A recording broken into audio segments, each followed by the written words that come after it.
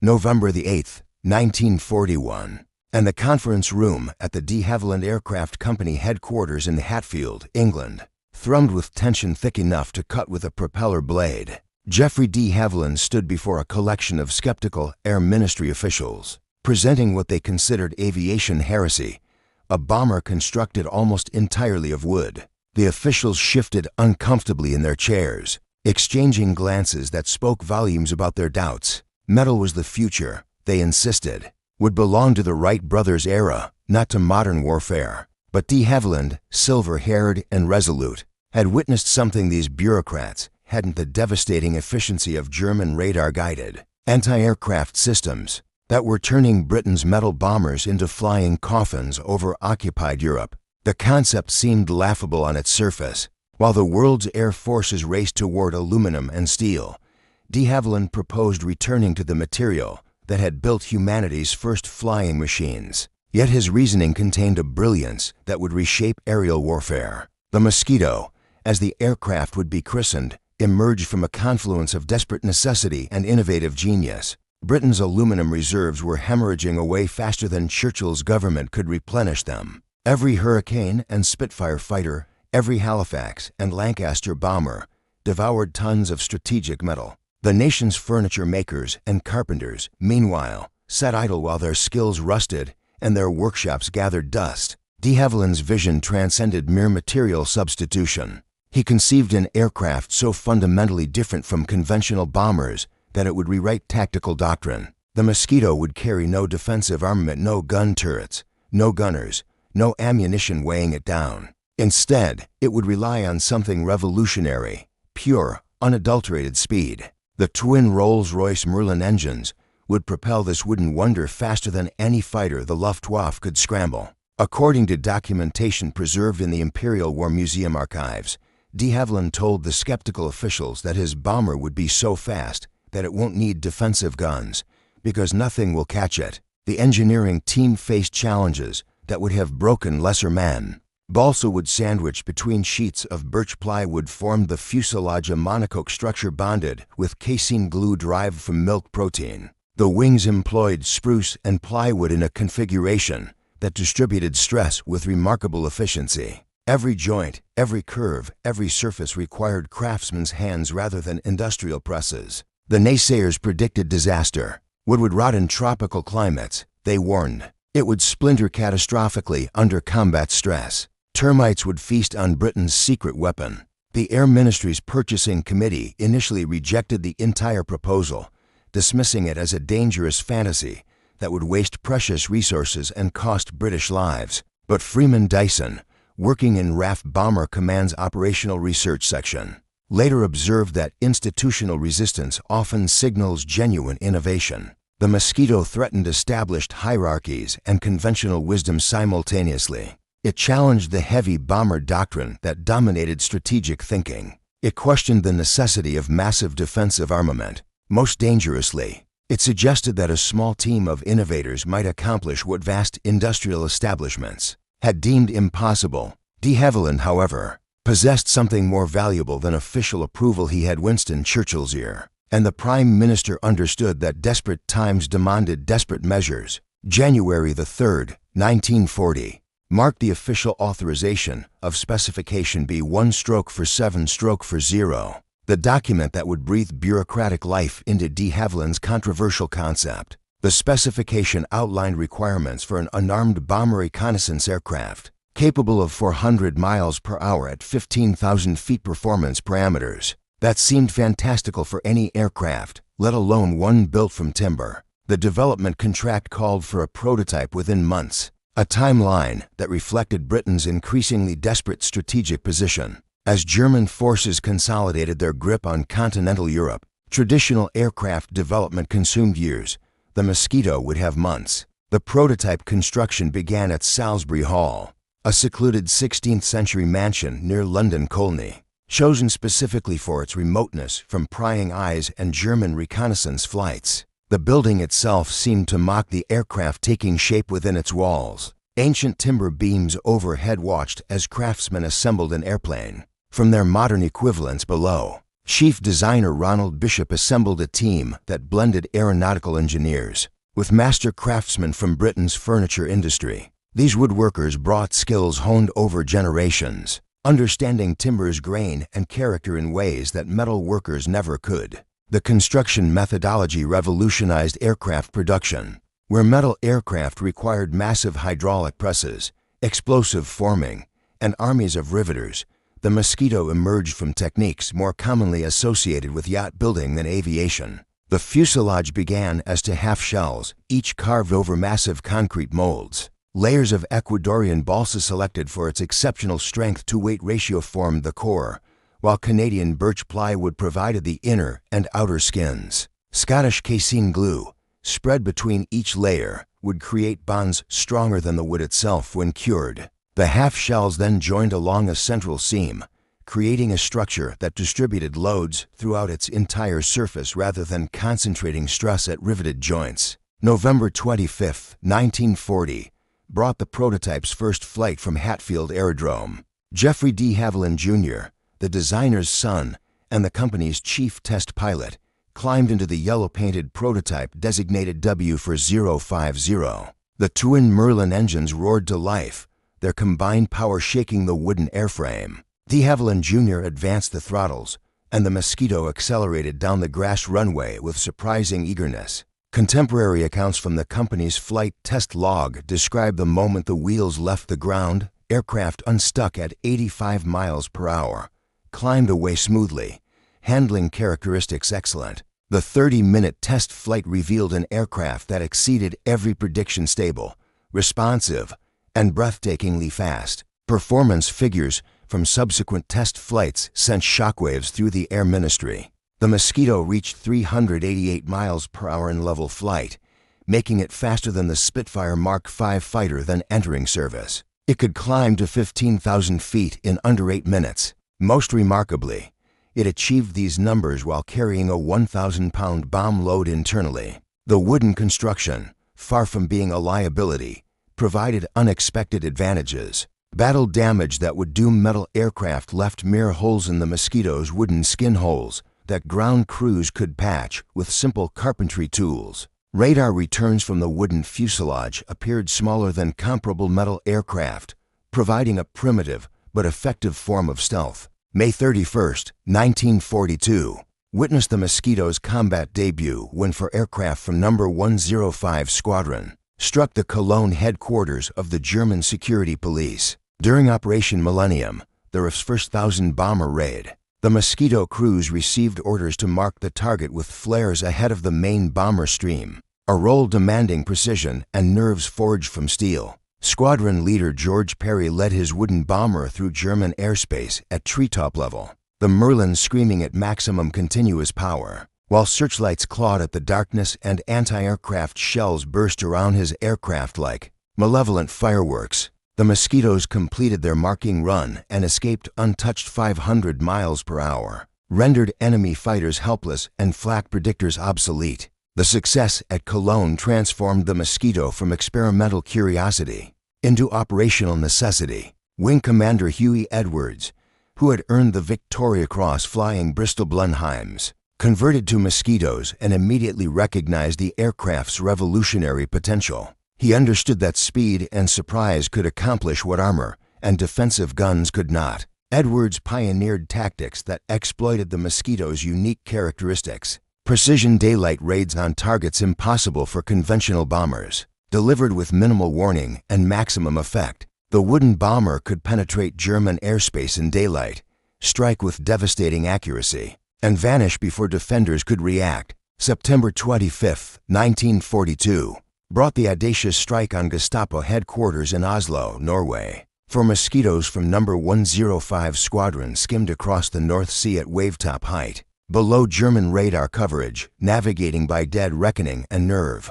The formation leader, Squadron Leader Roland Edwards, timed his approach to coincide with the Norwegian workday, maximizing the raid's psychological impact. The Mosquitoes thundered up Oslo Fjord, their prop wash churning the water, then climbed sharply to bombing altitude. 8 500-pound bombs smashed into the Victoria Terrace building, housing the Gestapo offices. Norwegian resistance members who witnessed the attack later testified to its devastating precision and to the sight of German personnel fleeing in panic as wooden British bombers struck the heart of occupied Norway in broad daylight. The Oslo raid established a pattern that would characterize Mosquito operations throughout the war. Conventional bombers struck by night, accepting inaccuracy as the price of survival. Mosquitoes hunted by day, placing bombs through specific windows when required. They hit the Burmeister and Wayne diesel engine factory in Copenhagen, destroying machinery essential to German U-boat production. They struck the Philips radio factory in Eindhoven, Netherlands, eliminating a facility producing radar equipment for German fighters. Each raid demonstrated capabilities that metal bombers, for all their defensive armament and armor plating, simply could not match. The Luftwaffe's mounting frustration became palpable as Mosquito raids multiplied. German fighter pilots found themselves chasing an opponent that treated Focke-Wulf 190 fighters and Messerschmitt 109 interceptors with contempt. Luftwaffe intelligence reports, captured after the war and now held in the National Archives in Kew, documented German bewilderment. How could a wooden bomber outrun purpose-built fighters? How could it appear over targets without radar warning? The report suggested that the Mosquito represented either revolutionary British engineering or proof that German intelligence had fundamentally misunderstood British aircraft capabilities. Both conclusions were correct. January the 10th, 1943, brought the Mosquito's incorporation into No. 8 Group, RAF Bomber Command's elite Pathfinder force under Air Vice Marshal Donald Bennett. Bennett, an Australian aviator whose navigational expertise bordered on the supernatural, immediately grasped the Mosquito's potential for precision target marking. The heavy bombers Lancasters, Halifaxes, Stirlings depended on Pathfinder crews to illuminate targets with colored flares and incendiary markers. Previously, twin-engine Wellingtons had performed this role, but their modest speed and defensive armament made them vulnerable. The Mosquito's speed transformed pathfinding from a high-casualty mission into a survivable one. The Pathfinder Mosquitoes carried revolutionary navigation equipment that complemented their speed advantage. H2S radar provided ground mapping capability, allowing navigators to identify targets through cloud cover. OBO, a radio navigation system developed at the Telecommunications Research Establishment, enabled blind bombing with unprecedented accuracy. A Mosquito equipped with OBO could deliver its markers within 100 yards of the intended target from 25,000 feet accuracy. That seemed impossible given the era's technology. The combination of speed, altitude, and electronic navigation made Pathfinder Mosquitoes virtually immune to German defenses, while simultaneously improving the entire bomber stream's effectiveness. Squadron leader Robert Cleaver exemplified the Pathfinder breed. Flying from RAF Marham in Norfolk, Cleaver completed 73 operational sorties in Mosquitoes, navigating to targets across occupied Europe with mechanical precision. His logbook, preserved at the RAF Museum Hendon, documents missions to Berlin, Hamburg, Nuremberg, and dozens of lesser-known but equally dangerous targets. Each entry records altitude, airspeed, weather conditions, and navigation fixes with scientific detachment, but between the lines lies testament to extraordinary skill and courage. Cleaver marked targets while German searchlights illuminated his wooden bomber and flak bursts bracketed his flight path, maintaining steady courses that allowed following bombers to home on his markers. The Battle of Berlin, which raged from November 1943 through March 1944, placed unprecedented demands on Pathfinder Mosquitoes. Air Chief Marshal Arthur Harris, commanding RAF Bomber Command, ordered sustained attacks on the German capital, believing that destroying Berlin would break German morale and end the war. The campaign required Pathfinder crews to mark targets in one of the most heavily defended cities. In human history, Berlin's anti-aircraft defenses included thousands of heavy guns, searchlight batteries that turned night into day, and fighter formations guided by sophisticated ground-controlled interception radar. Yet the Mosquitoes marked target after target,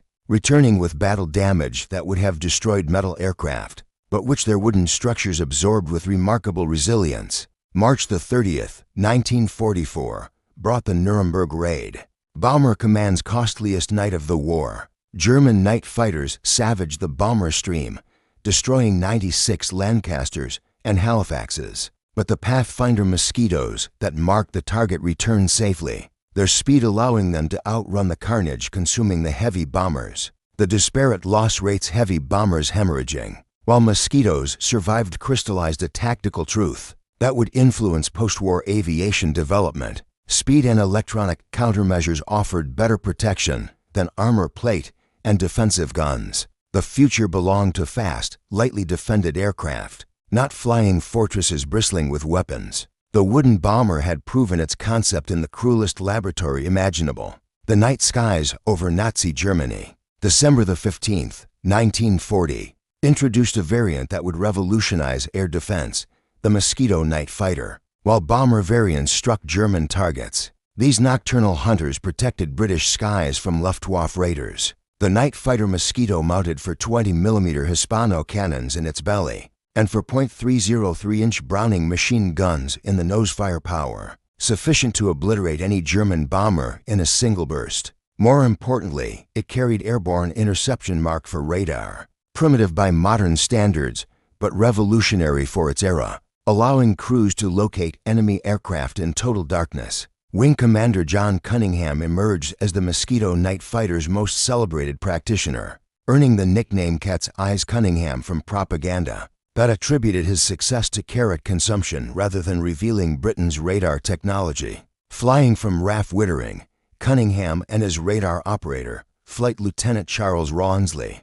developed tactics that exploited the Mosquito's unique characteristics. The wooden construction generated minimal noise, allowing Cunningham to approach German bombers undetected. The Mosquito's speed enabled pursuit of the fastest German aircraft. When Cunningham fired his cannons, the massed firepower typically resulted in spectacular destructions, German bombers exploding in mid-air or plummeting earthward trailing flames. The night fighter squadrons faced challenges distinct from their bomber counterparts. German bomber crews, discovering that British night fighters had somehow acquired the ability to locate them in darkness, developed evasive tactics. They flew at extreme altitudes where thin air affected engine performance. They descended to treetop level where ground returns confused radar. They jinked and weaved unpredictably, making radar tracking difficult. The Mosquito's wood and fabric elevator controls, however, provided a lightness of touch that metal aircraft couldn't match. Pilots could follow violent evasive maneuvers without overstressing their airframes, staying with German bombers through corkscrews, diving turns, and desperate climbs. January the 21st, 1943, witnessed perhaps the most remarkable Mosquito night fighter operation, the defense against Operation Steinbock, Germany's baby blitz retaliation raids on London. Squadron leader Roderick Chisholm vectored toward a formation of Dornier 217 bombers approaching the English coast, intercepted at 23,000 feet over the Thames estuary. His radar operator, Flying Officer Arthur Gould, guided him through the darkness until the German bombers appeared as ghostly shapes. In the moonlight, Chisholm closed a 200 yards point-blank range in aerial combat and fired a devastating burst. The lead Dornier disintegrated, pieces of aircraft tumbling through the night sky. Before the remaining Germans could react, Chisholm had claimed a second bomber, then a third. The formation scattered, their bombing run disrupted, their loads jettisoned harmlessly into the sea. The Mosquito night fighters also hunted German fighters, turning the tables on the Luftwaffe's night fighter force. German Messerschmitt 110 and Junkers Ju-88 night fighters had devastated RAF bomber streams, but they now found themselves prey. Mosquito intruder squadrons loitered near German airfields, waiting for enemy night fighters to return from operations.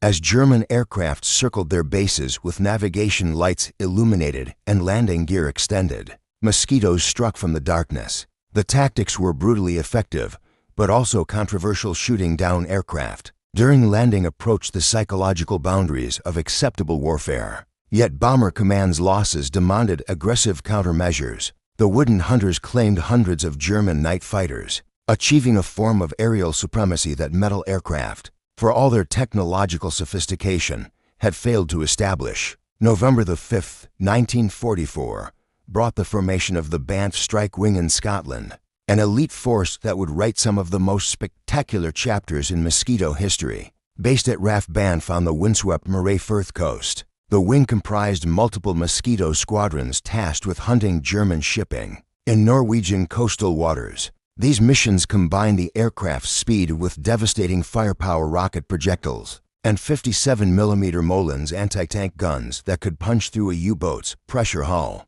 or a destroyer's armor. The Banff wing operated in the war's final months, when German forces clung desperately to Norwegian bases and supply lines became increasingly critical. Wing Commander Max Aitken, son of newspaper magnate Lord Beaverbrook, commanded elements of the Banff wing with aggressive flair that mirrored his aircraft's capabilities. Aitken understood that the Mosquito's wooden construction gave it an advantage in maritime operations. Saltwater corrosion, which plagued metal aircraft operating over the North Sea, affected wood minimally. The Banff wing's Mosquitoes could skim across wave tops at 300 miles per hour, appear without warning in Norwegian fjords, and devastate enemy convoys before German fighters could scramble. The tactics required extraordinary flying skill. Pilots navigated by dead reckoning across hundreds of miles of open ocean, then threaded through mountain valleys to reach their targets. March 9, 1945,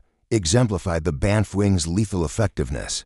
A force of 32 Mosquitoes located a German convoy off the Norwegian coast near Ferd.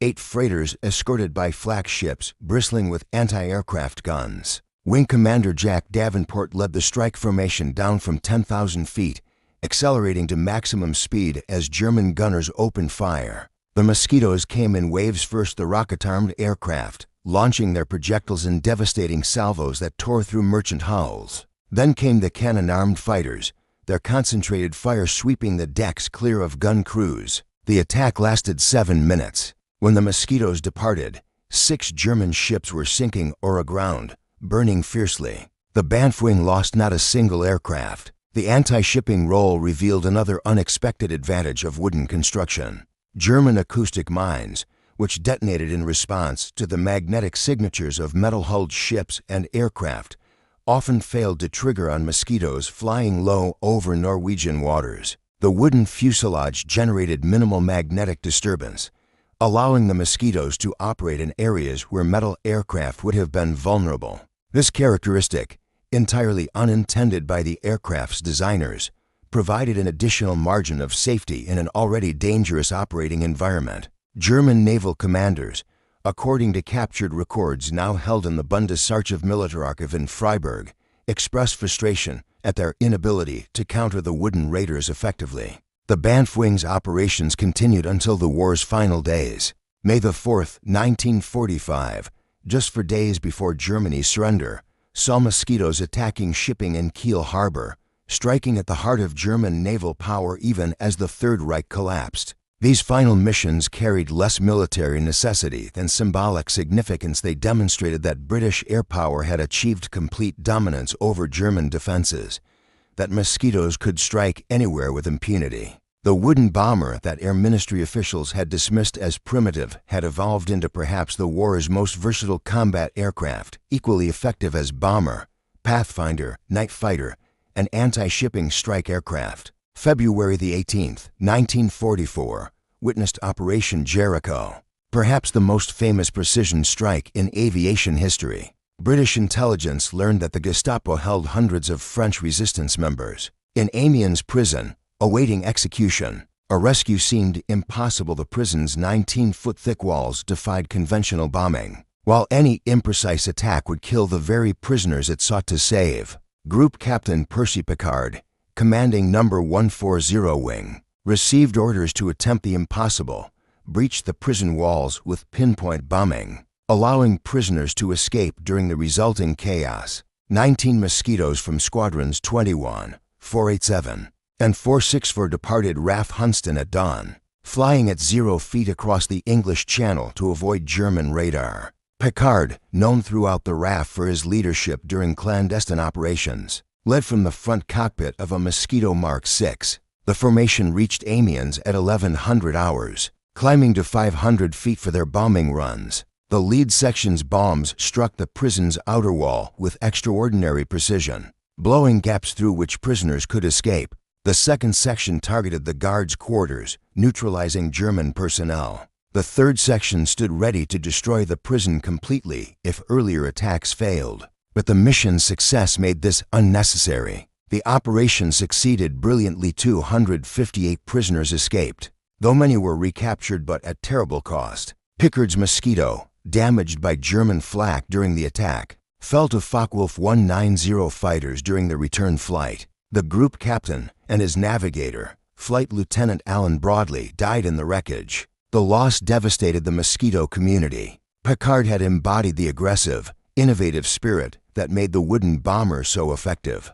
Yet his sacrifice underscored a fundamental truth about Mosquito operations. Speed provided protection, but not invulnerability. Even the fastest aircraft couldn't escape determined fighters when damaged, and even the most skilled crews couldn't survive forever against Germany's defenders. December 31st, 1944, brought another spectacular demonstration of Mosquito precision: the attack on Gestapo headquarters in Copenhagen's Shellhuis building. The Danish resistance had pleaded for RAF intervention. The Gestapo held resistance fighters in the building's top floors, extracting information through torture before executing prisoners. A conventional bombing raid would kill everyone inside. The Mosquitoes, however, could hit the building's lower floors, collapsing the structure while theoretically allowing those imprisoned above to survive. The mission, designated Operation Carthage, would be postponed until March 1945. But planning began immediately,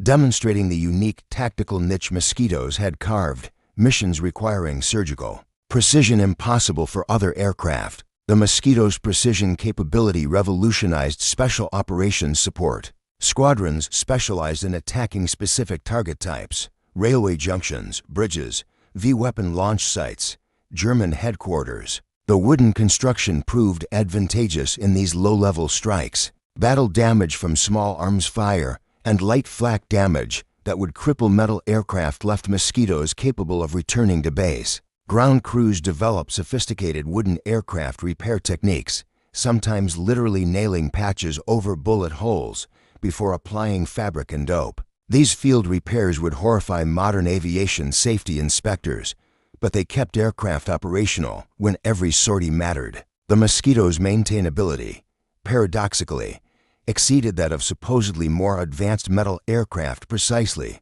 because its construction methods were simpler and more forgiving. May 8, 1945, Victory in Europe Day, found Mosquitoes still operational across multiple theaters, having compiled a combat record that silenced early skepticism permanently. 7,781 Mosquitoes of all variants had been constructed, built not only by de Havilland, but by furniture manufacturers, piano makers, and carpentry shops across Britain, Canada, and Australia. The wooden bomber had dropped more than 57,000 tons of bombs on German targets, while suffering lower loss rates than any other bomber type in RAF service. Mosquito crews achieved their objectives on 72% of sorties, compared to 48% for heavy bombers. These statistics represented more than numbers they translated to thousands of airmen, who returned home rather than vanishing into German forests or the North Sea. The aircraft's versatility had proven extraordinary. Beyond bombing, pathfinding, night fighting, and anti-shipping, Mosquitoes served as reconnaissance platforms, photographing German installations with cameras mounted in their bomb bays. They operated as high-speed transports, carrying critical cargo and personnel between Britain and Sweden. Some variants carried 57mm anti-tank guns for ground attack. Others mounted radar and served as airborne command posts. This adaptability stemmed directly from the wooden construction. Modifying a Mosquito required woodworking tools and skills found in every RAF maintenance unit, while metal aircraft modifications demanded specialized equipment and training. The immediate post-war years saw continued Mosquito operations. The Royal Air Force retained the type until 1955, using wooden bombers for target towing, electronic warfare training, and meteorological reconnaissance. Foreign air forces Israel, Turkey, Yugoslavia, Sweden operated Mosquitoes through the 1950s, some in active combat roles. The last operational sortie by a military Mosquito occurred on December 15, 1955, when an RAF meteorological reconnaissance aircraft completed its final flight. The wooden wonder had served for 15 years, remarkable longevity for an aircraft dismissed as primitive when proposed. The Mosquito's influence on aviation development proved profound though subtle. Post-war designers recognized that specialized, high-performance aircraft optimized for specific missions often outperformed generalized platforms. The Cold War's reconnaissance aircraft, the English Electric Canberra, the Lockheed U-2 reflected Mosquito philosophy, speed and altitude for survivability rather than armor and defensive guns. Modern precision strike aircraft like the F-117 stealth fighter descended conceptually from Mosquito operations that demonstrated one precisely placed bomb's effectiveness exceeded that of hundreds dropped inaccurately. The wooden bomber had established tactical principles that remained valid into the jet age and beyond. Only 43 Mosquitoes survive today, scattered across museums worldwide. These preserved examples seem fragile, their wooden structures protected behind velvet ropes and climate-controlled environments. But photographs from their operational days tell different stories. Mosquitoes landing with entire sections of wing shredded by flak, fuselages hold dozens of times, yet still flying, combat damage that should have been catastrophic, but which skilled ground crews repaired overnight. The wooden construction that seemed so primitive provided resilience that metal aircraft couldn't match. Battle damage that would tear apart aluminum structures left repairable holes in laminated wood. The primitive material proved remarkably modern in practice.